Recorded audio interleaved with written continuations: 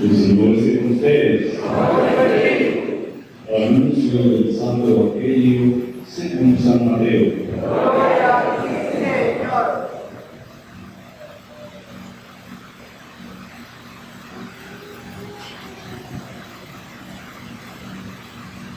En aquel tiempo, Juan se encontraba en la cárcel y habiendo oído hablar de las obras de Cristo, le mandó preguntar por medio de 2 discípulos: ¿eres tú el que ha de venir o tenemos que esperar otro? Jesús les respondió: vayan a contar a Juan lo que están viendo y oyendo. Los ciegos ven, los cojos andan, los leprosos serán limpios de la lepra, los sordos oyen, los muertos resucitan, y a los pobres se les anuncia el Evangelio. Dichoso aquel que no se sienta escandalizado por mí. Cuando se fueron los discípulos, Jesús se puso a hablar a la gente acerca de Juan. ¿Qué fueron a ver ustedes al desierto? ¿Una caña sacudida por el viento? No. Pues entonces, ¿qué fueron a ver? ¿A un hombre lujosamente vestido? No. Ya que los que visten con lujo habitan en palacios. ¿A qué fueron entonces? ¿A ver a un profeta? Sí. Yo les aseguro, hay a uno que es todavía más que un profeta, porque de él es escrito: he aquí que yo envío a mi mensajero para que vaya delante de ti y te prepare el camino. Yo les aseguro que no ha surgido entre los hijos de una mujer ninguno más grande que Juan el Bautista. Sin embargo, el más pequeño en el reino de los cielos es todavía más grande que él. Palabra del Señor. Les pregunto a todos: ¿de qué hablaba el Evangelio de la semana pasada? ¿De qué? De los pensamientos. Y esa era la reflexión, pero ¿por qué era? ¿Qué era lo que decía el Evangelio? A propósito de iglesia.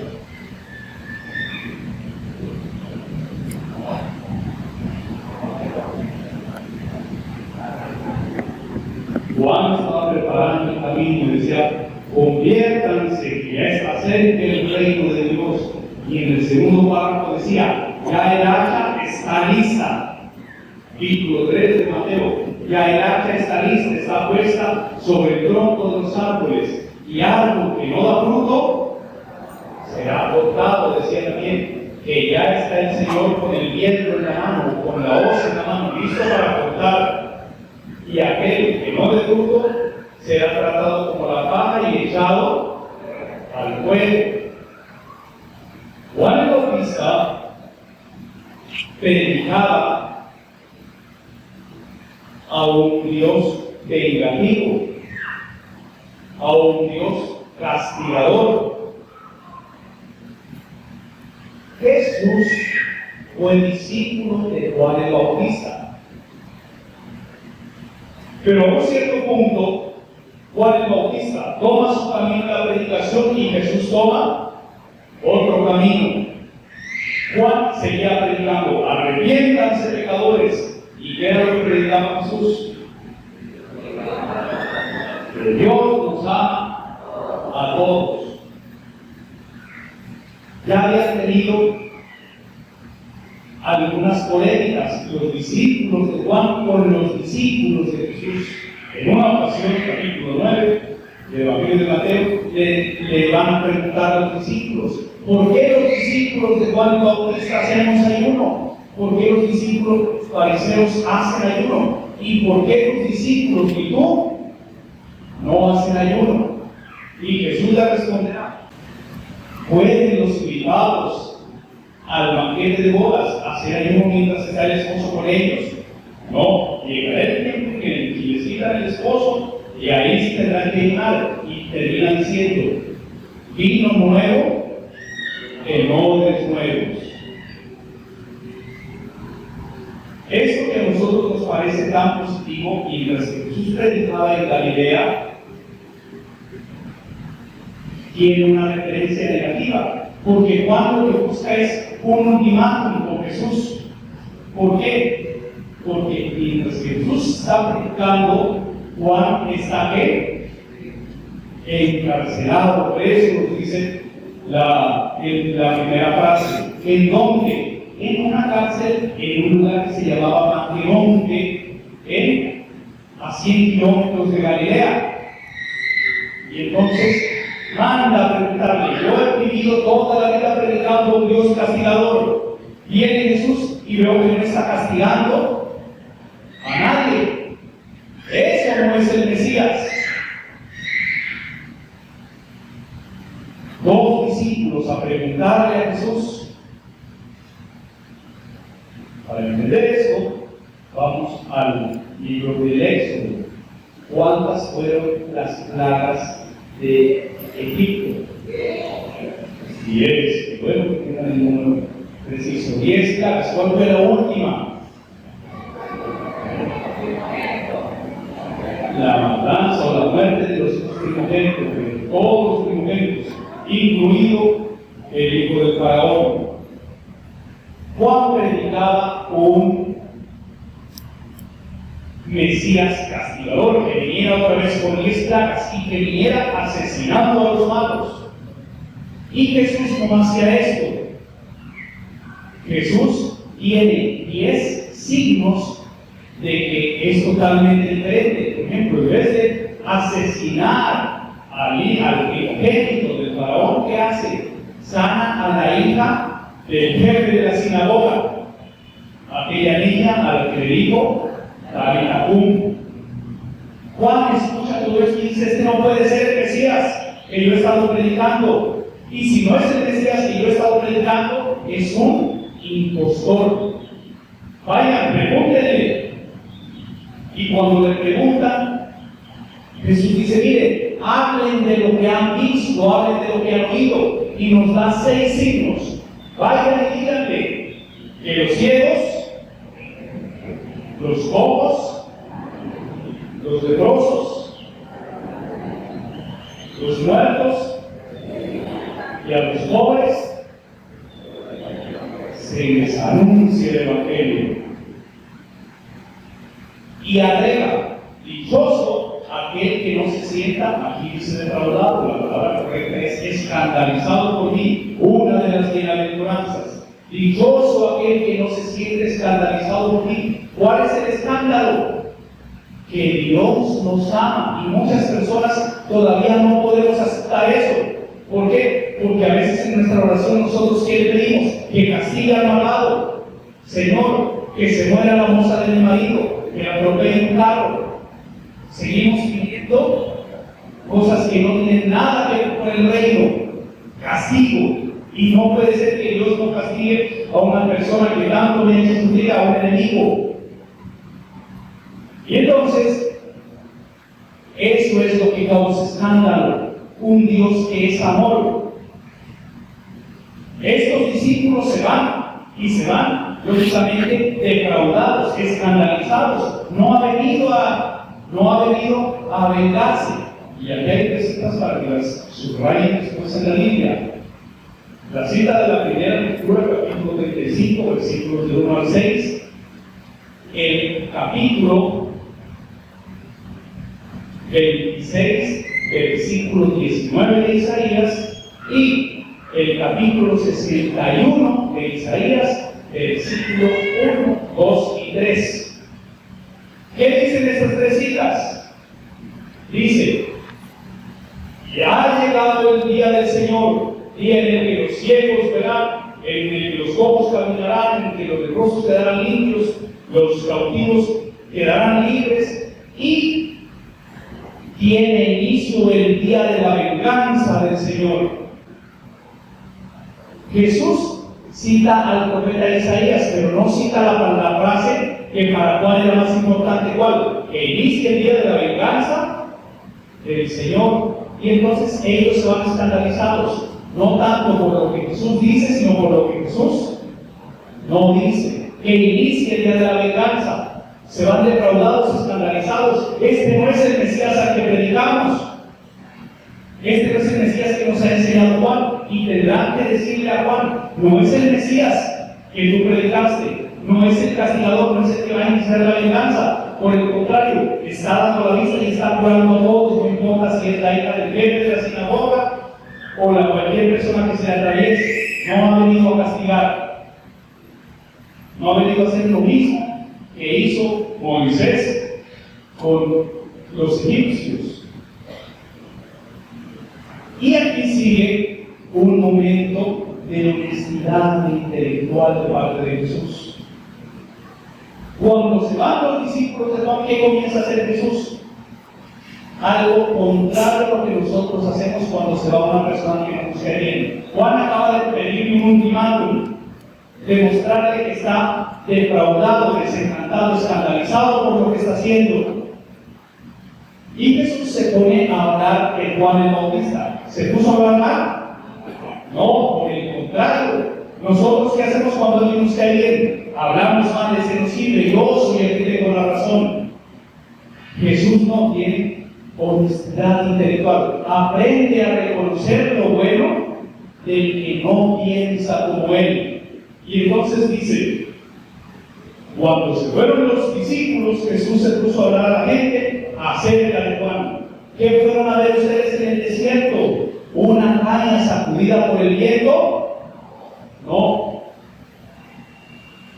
Esta fábula que pertenece a Esopo, en donde la caña pues parece débil, pero no se deja desarraigar por el viento, es diferente al olivo, que parece fuerte, pero llega un fuerte viento y lo arranca de raíz.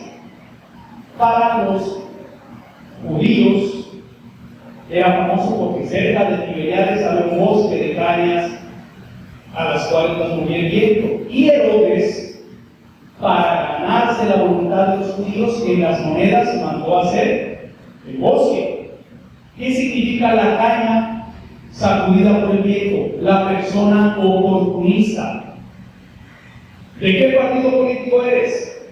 Del que va ganando. Y si ahora pierde, no, soy del otro. ¿De qué equipo de fútbol eres? Veamos cuál gana. ¿Era Juan un oportunista? No.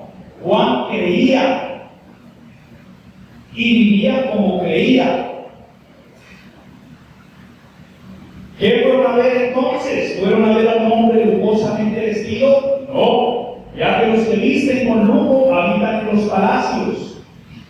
No se refiere al rey, sino a los cortesanos del rey, que para tener el favor del rey se convierten en lambones. ¿Era Juan un lambón? Tampoco. ¿Nosotros cómo le llamamos? Creo que sí, lambones, ¿cierto? Era Juan el Bautista uno que por ganar los favores del rey, no, al contrario, al mismo rey le decía: no te es lícito estar con la mujer de tu hermano, y por eso Herodías logra que lo encarcelen. Entonces no era una persona que pasaba lujosamente vestida y para obtener el favor del rey vivía adulándolo, no, tampoco era un adulador. No le importó ganarse la cárcel, pero hizo lo que tenía que hacer. Y entonces, ¿qué fueron a ver? ¿A un profeta? Sí, yo les aseguro que algo más que un profeta, porque de él es testigo, es aquí que yo soy el mensajero para que vaya delante de ti y te prepare el camino. Yo les aseguro que no ha surgido de entre los hijos de la mujer ninguno más grande que Juan el Bautista. Pregunta: ¿Moisés logró entrar en la tierra prometida? No. Moisés no entró en la tierra prometida. No lo dejó entrar el Señor. ¿Por qué razón?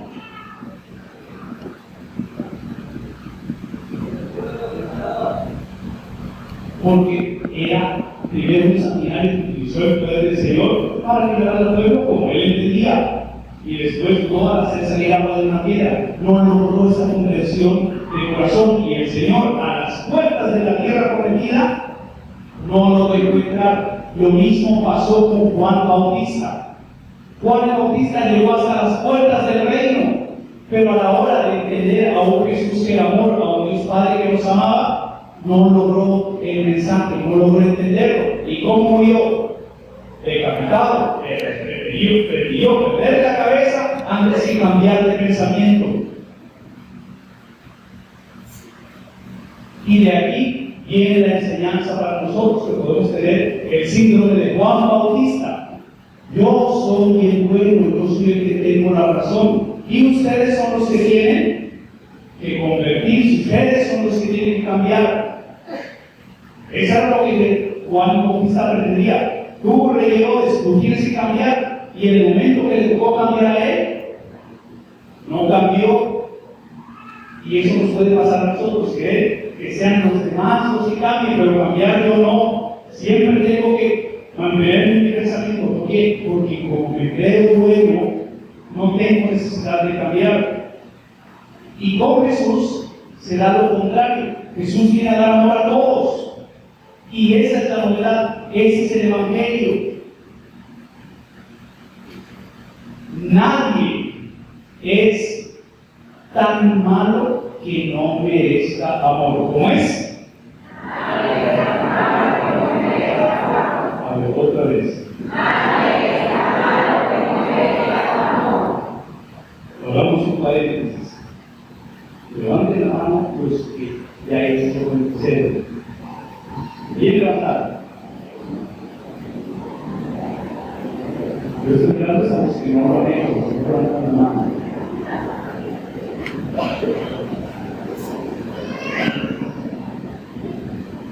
Gracias, levanten la mano.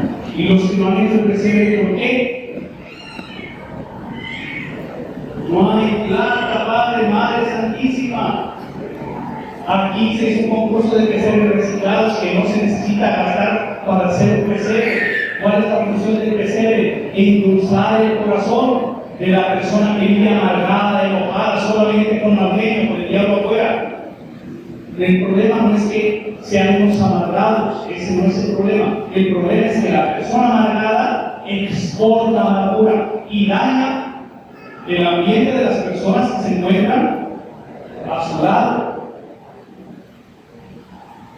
El pesebre nos tiene que rejuvenecer el corazón, adornar con luces, adornar las casas, cantar villancicos endulza el corazón, nos ayuda a cambiar, nos ayuda a recordar que fuimos niños y que podemos seguir siendo jóvenes. Pero si la persona piensa, no, yo ya soy viejo que no los muchachos, sigo amargado y estoy haciendo crecer personas amargadas, no importa que una persona viva solo o viva sola. Tiene que hacer el pesebre. ¿Por qué? Porque eso le va a ayudar a saber que la persona está en constante evolución, que todos los días no son lo mismo. Jesús viene a enseñar que todos merecen amor, que nadie es tan malo para no merecer amor, ni nadie es tan bueno, y esto es lo que enseña Juan Bautista, ni nadie es tan bueno que no necesite convertirse. Nadie es tan malo que no merezca amor, ni nadie es tan bueno que no necesite convertirse. Todos necesitamos convertirnos, cambiar pensamientos de lo que hablábamos la semana pasada. Y para cambiar pensamientos, ¿qué es lo que hay que hacer primero? Hay que sacar los pensamientos que nos hacen daño.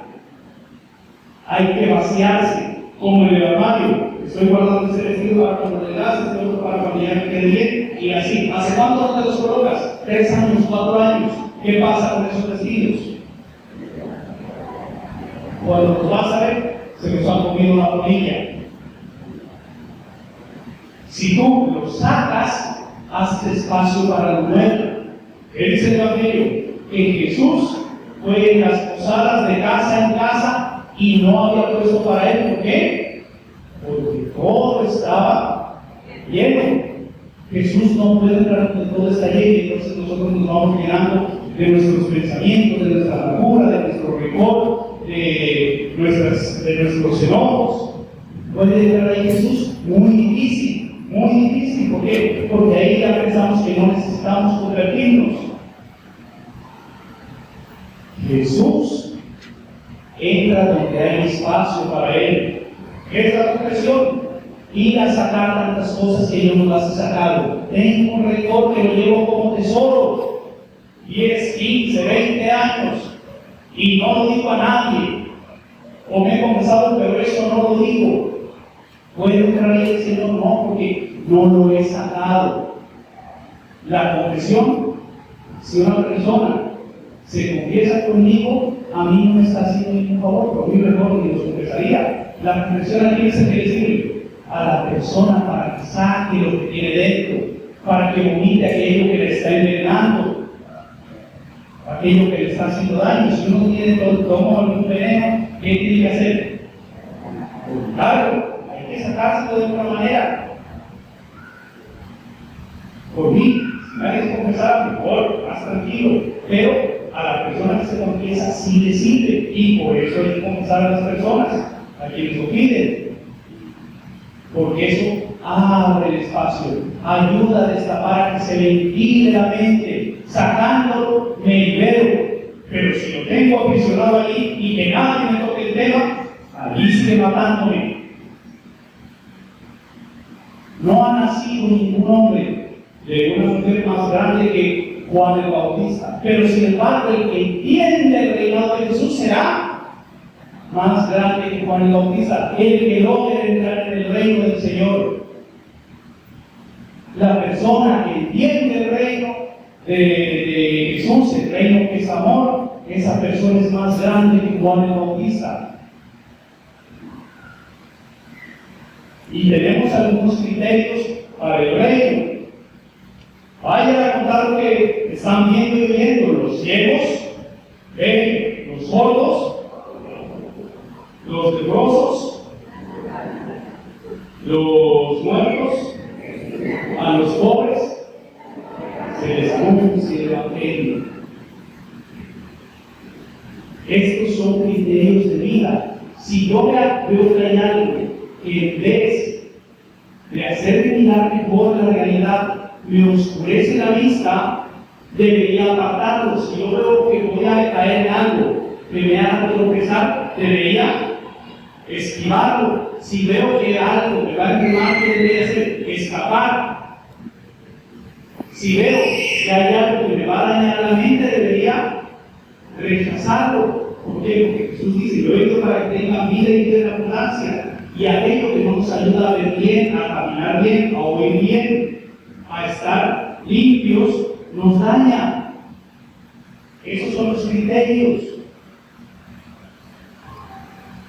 ¿Por qué tienes este problema? Porque ya estás mirando a la vecina que no es tuya, y eso te va a traer problemas. ¿Por qué? Porque estás viendo al vecino que no es tuyo, eso te va a traer problemas. Entonces, ¿qué deberíamos hacer? Y ahí es donde nosotros necesitamos al Señor. Ahí es donde necesitamos al Señor, porque aquí nos da los criterios para entrar en el reino. Si no aprendo yo a tomar buenas decisiones, como digo por el Señor, estoy rechazando el reino. Jesús no condena a Juan el Bautista por haberse equivocado. Lo peor que una persona puede hacer es que no tengo miedo de hacerlo porque no sé, no evangelizo. ¿Por qué? Porque no sé la palabra. Lleva la palabra, aunque enseñes mal, hazlo. Hazlo, haz lo que le hace. El Señor en algún momento tocará tu corazón. Si puedes enseñar bien, mejor, y para eso prepárate, lee la Biblia, se ofrece hasta momentos de crecimiento, pero si esos no los aprovechamos, es decir, traigan la Biblia, es para que crezcan. Juan hizo lo que tenía que hacer, simplemente lo que recibió del Señor que tenía que hacer.